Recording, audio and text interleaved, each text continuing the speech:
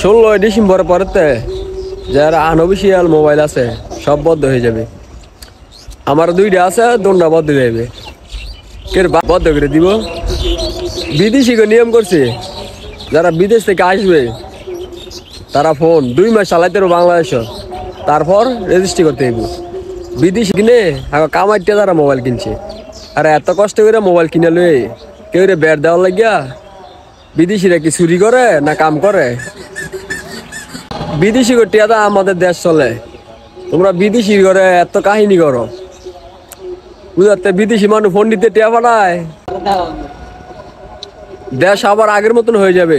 সবাই Android phone বাদ দিলাম, সবাই কোডিওলা মোবাইল চালান, আমরা ভালো হয়ে যাবো গা। কারণ অ্যান্ড্রয়েড ফোন চালায় অনেক খারাপ হয়ে গেছি আমরা সবাই। সবাই কোডিওলা চালামু আর মোবাইল চালাইতাম না। যারা বিদেশ থাকে তারা কয়জনে নতুন ফোন কিনে নিয়ে আসে বাইক, সবাই সেকেন্ড হ্যান্ড ফোনে আসে। এটা ঠিক না, সবাইকে সুযোগ দেওয়া দরকার। আর টাচ মোবাইল চালাইতাম না, বাটন চালাম, বাটন ভালো হয়ে যাবো গা। টাচ মোবাইলে দেশটা ধ্বংস করে ফেলেছে, ভালো হয়েছে নতুন নিয়ম করছে।